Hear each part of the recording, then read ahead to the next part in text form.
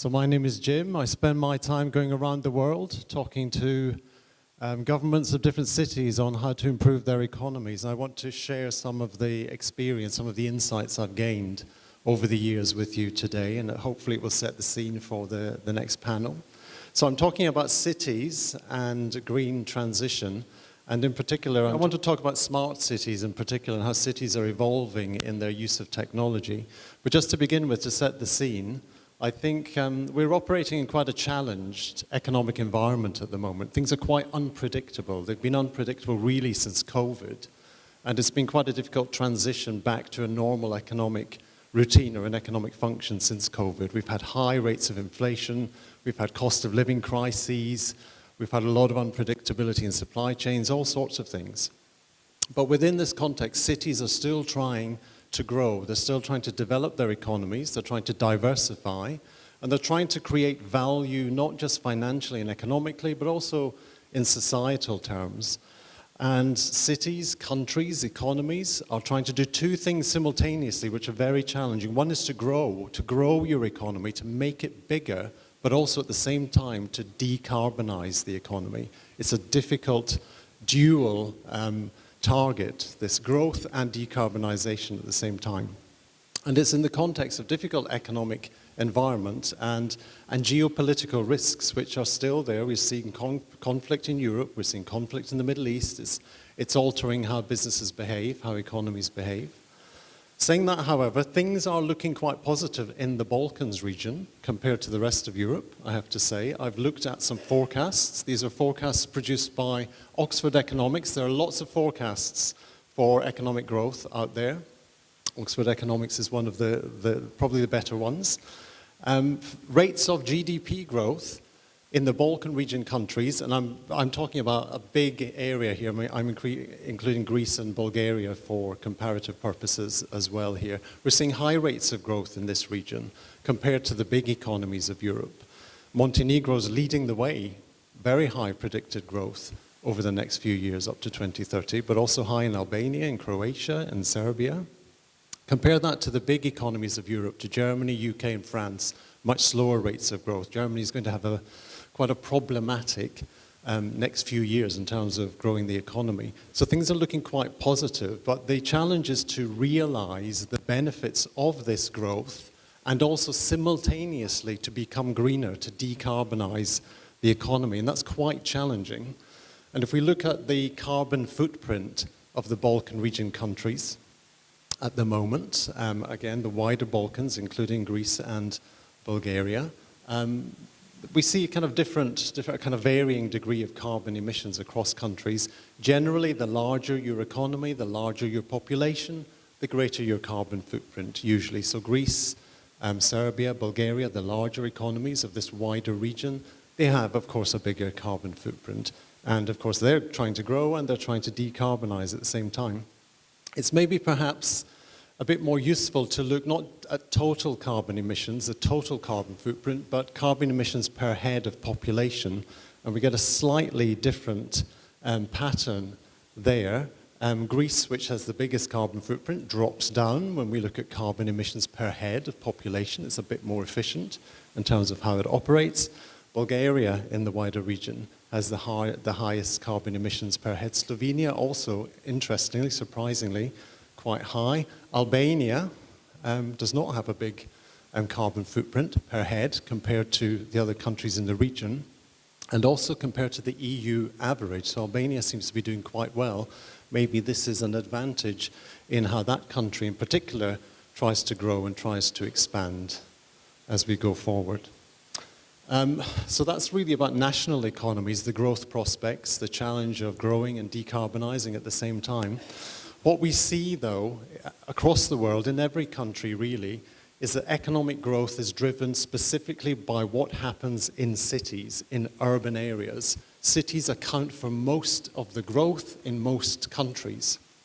So if we want to address this dual challenge of growing and greening, decarbonizing, we really need to pay attention to what happens in the major cities of all countries and the major cities of this region as well. So what happens there, the control we have over economic levers and over everything to do with decarbonization and greening. What happens in cities, in urban environments, is absolutely fundamental.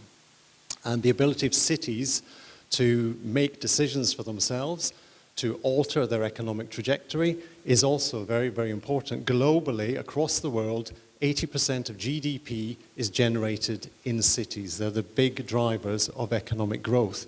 Luckily, they're also the places where you can probably achieve a greater decarbonization pathway or a greater decarbonization rate. Cities are concentrating people. They're denser. They're bringing people together. It's maybe more viable to develop new public transport, maybe also better in creating new energy systems, though not always. It depends on all sorts of things in the urban environment. It's maybe better in terms of how we utilize new materials in buildings to make buildings more carbon efficient. Cities tend to be better places for deploying these technologies and creating carbon emission reduction. So being able to address these dual goals, growth and emissions reduction, cities are best placed to do that. So what happens in cities, the decisions we make for urban environments, the policies we create to support urban environments, very, very important. Cities are also the big attractors of investment, commercial investment, foreign direct investment, and also domestic inward investment. This table here is from FDI Intelligence. It's an organization that looks at flows of inward investment into countries and cities. Investment doesn't really go to countries. If you're a commercial investor and you're looking to invest in a new project or a new industrial operation, you're looking at a particular location. You're trading off locations against each other, not really countries. You're interested in places, locations, specific locations that meet your needs, locations that maximize your return on investment. So cities, locations compete against each other really for the best types of investment. And increasingly, as we're looking to make economies greener and to transition economies, cities are trying to compete with each other to attract investment in industries and technologies that help to decarbonize, whether they're energy technologies, energy industries, transport related, whether it's about materials we use in construction and buildings, even things like finance itself, green finance. There are places which are centers of excellence in green finance, and those places are trying to create the environment for more of that investment. And it's driven by things like market potential, economic potential, the overall business environment. We've heard a lot about stable business environments today, the rule of law, things like that. It's about connectivity, how internationally connected you are. It's fundamentally about human capital, labor markets, skills base, the qualities of the people who live in a place. That's one of the most attractive things to an investor. But it's also lifestyle and it's the cost of living as well. And we can see here, this is the prediction that FDI Intelligence are making about the best location decisions across Europe, the best cities for investment in 2024. It's some of the usual suspects. London is at the top, despite all of the things we've done to try and dissuade investment to come to the UK. London is still at the top. How did that happen? Anyway, Paris is in there as well. So the two big urban places in Europe are still big attractors of investment, partly because they have this connectivity combined with this very rich, deep sources of human capital as well. We've also got Madrid in there, we've got Stockholm, very important capital cities. Also interestingly, we've got two smaller cities which are emerging as really attractive investment destinations, Dublin and Warsaw. So these are not big cities. They're cities in countries which maybe 20, 30 years ago would have been considered, in European terms, relatively poor countries, but they're now very, very strong attractors of investment. I'm Irish, I used to live in Dublin, and I think there are a lot of lessons for Balkan countries from both the Irish experience and the Polish experience now. I think Poland is doing now what Ireland did about 20 years ago, which is to turn a brain drain into a brain gain. And I think that's something that the Balkan countries need to think about. So cities are driving economic growth. They're also the places where we can maybe focus decarbonization activities. They're competing for investment. They're trying to position themselves for investment. And a lot of this is really about how city authorities can create policies or an enabling environment to attract investment. One thing we hear a lot about is the idea of the smart city, a city that is imbued with technology, digital data processes that help the city to operate, to organize, to monitor, to assess its performance. An awful lot of it is targeted towards carbon reduction, making the operation of the city more efficient through embedding technologies in the built environment, in the transport system, in the energy system, how buildings use energy, how we understand energy use, things like that. It's all sorts of different technologies. And we see around the world technologies investing, sometimes at very considerable cost, investing in this range of technologies to make their operational platform better, more efficient, more resource efficient, but also to create competitive advantage, to pull in that investment. We see it around the world. We see interesting examples of cities which are putting a lot of investment into technology. They're embedding technology in their urban environment as they expand and develop. Here's a city you might recognize. This is the city of Dubai. It's maybe, arguably, someone asked me last night, Manas asked me last night, is there a smart city? What city is a smart city? Dubai, maybe Singapore as well, but Dubai is probably the closest example because they've spent a lot of money investing in technologies to try and make the operationalization of the city better. A very high value city. It sucks in investment, it sucks in talent.